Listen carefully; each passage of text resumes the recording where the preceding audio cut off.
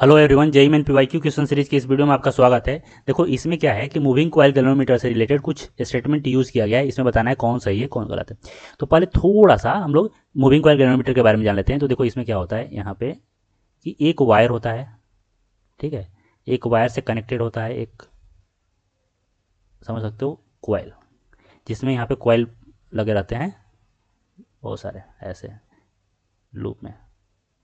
तो क्या होगा कि अगर इसमें करंट फ्लो कराएंगे तो करंट फ्लो करने के कारण यहाँ पे देखो मैग्नेट होता है एनएस। तो यहाँ पे क्या होगा कि अगर इस कॉइल में जो दिया हुआ है, इस कॉइल में अगर मैं करंट फ्लो कराया तो यहाँ पे क्या होगा, एक टॉर्क जनरेट होगा। टॉर्क क्या होने के कारण यह रोटेट होगा, रोटेट होने के कारण इसमें ट्विस्टिंग मूवमेंट आएगा, ठीक है। तो ये कॉन्सेप्ट हम लोग जनरली यूज करते हैं। पूरा एक्सप्लेन अभी नहीं करेंगे क्योंकि टाइम चला जाएगा फालतू में। तो यहाँ पे देखो क्या होगा कि यहाँ पे जो टॉर्क जनरेट हुआ वो टॉर्क कितना होगा बताओ। यह होता है एम क्रॉस बी, ठीक है। एम क्रॉस बी, तो एम को हम लोग क्या लिख सकते हैं, एन आई ए, और यहाँ पे हो गया बी, और यहाँ पे जो एंगल होता है वो होता है 90 डिग्री, तो यह हो गया साइन 90। यानी जो टॉर्क आ रहा है इस क्वाइल में, ठीक है, इसमें आ गया, यह आ गया एन आई ए बी। और यही टॉर्क किसमें जाएगा, इस वायर में। तो इस वायर में जो ट्विस्टिंग मोमेंट आएगा टॉ, यह हो गया सी थीटा।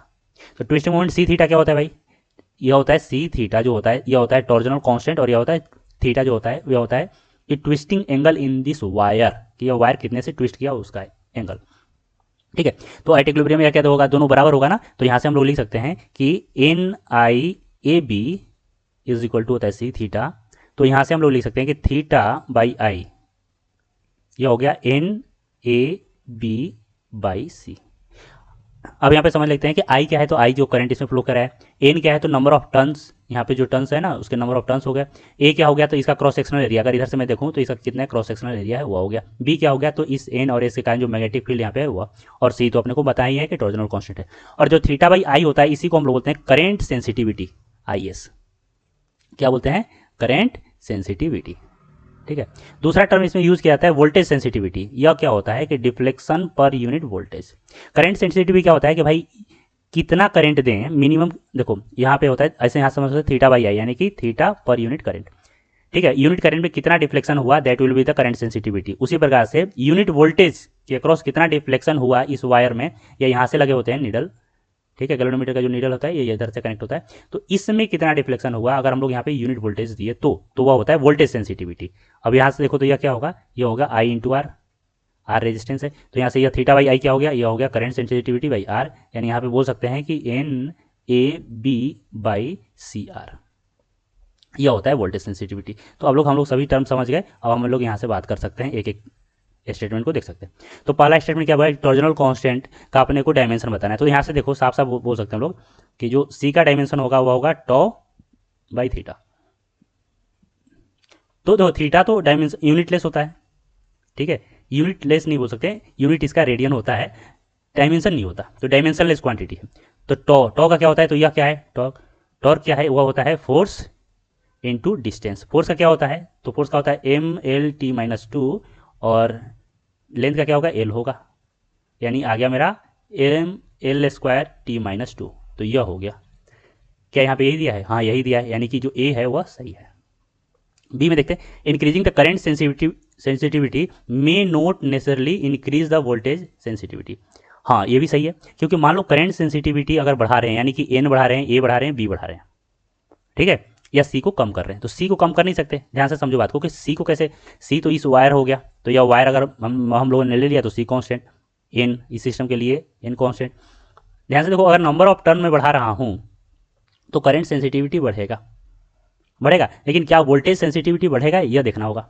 तो देखो यहाँ पे क्या हो रहा है कि अगर मैंने नंबर ऑफ टर्न बढ़ाया तो नंबर ऑफ टर्न तो यहाँ पे बढ़ गया, लेकिन नंबर ऑफ टर्न जो आर, आर क्या होता है, रेजिस्टेंस होता है। आर जो है रेजिस्टेंस ऑफ द वायर, ये जो यहाँ पे लूप बनाया गया ना, नंबर ऑफ टर्न जो बनाए गए हैं, या इसी का रेजिस्टेंस क्या होगा। तो देखो अगर मान लो मैं रेजिस्टेंस बढ़ाया, नंबर ऑफ टर्न बढ़ा दिए इसका, तो नंबर ऑफ टर्न बढ़ा रहा हूं तो क्या होता है, रेजिस्टेंस क्या होता है, rho L by A. Number of turn बढ़ाया यानी लेंथ बढ़ाया, लेंथ बढ़ाया यानी कि रेजिस्टेंस बढ़ गया। तो अगर मैं मान लो कि 2n कर रहा हूं, n से 2n कर रहा हूं, तो रेजिस्टेंस r से कितना हो जाएगा, 2r। यानी अगर मैं n बढ़ा रहा हूं तो is तो बढ़ रहा है, लेकिन vs नहीं बढ़ेगा। क्यों, क्योंकि अगर यहाँ पे 2n किया तो यहाँ पे 2r हो जाएगा। तो vs क्या हो गया, वोल्टेज सेंसिटिविटी वो कांस्टेंट रहेगा। यानी यह भी आंसर सही है कि अगर करंट सेंसिटिविटी बढ़ रहा है तो हो सकता है कि वोल्टेज सेंसिटिविटी ना बढ़े। ध्यान रखना, यहाँ पे मे नोट बोला है, मस्ट नहीं बोला है।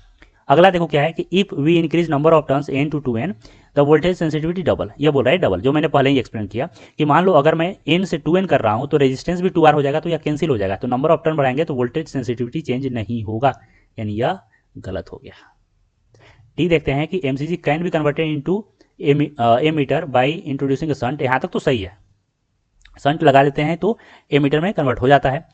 Of large amount in parallel with galvanometer, ये गलत हो गया भाई, क्योंकि शंट के लिए जो हम लोग रेजिस्टेंस यूज करते हैं वह लार्ज वैल्यू नहीं होता, वो वेरी लो होता है, ठीक है। यानी यहाँ पे देखो तो अगर यह गैल्वेनोमीटर जी है तो हम लोग क्या करते हैं, यहाँ से एक शंट रेजिस्टेंस लगाते हैं जो कि वेरी लो रेजिस्टेंस होता है। यस, क्यों? क्योंकि मुझे पता है कि शंट या गैल्वेनोमीटर से बहुत कम, यहाँ से मान लो आ रहा है 2 एम्पियर, तो यह जो होता है गैल्वेनोमीटर वो बहुत कम अमाउंट करंट फ्लो कराता है इससे, यानी कि कम अमाउंट को मेजर कर सकता है, मिली एम्पियर में जनरली यह मेजर करता है। तो यहाँ होना क्या चाहिए, अगर करंट मेजर करना है तो यहाँ से कम करंट पास हो, यहाँ से ज़्यादा करंट पास हो, यानी यहाँ से मान लेते हैं कि 1 या मान लेते हैं 5 मिली एम्पियर करंट फ्लो किया, तो रिमेनिंग इधर से जाना चाहिए।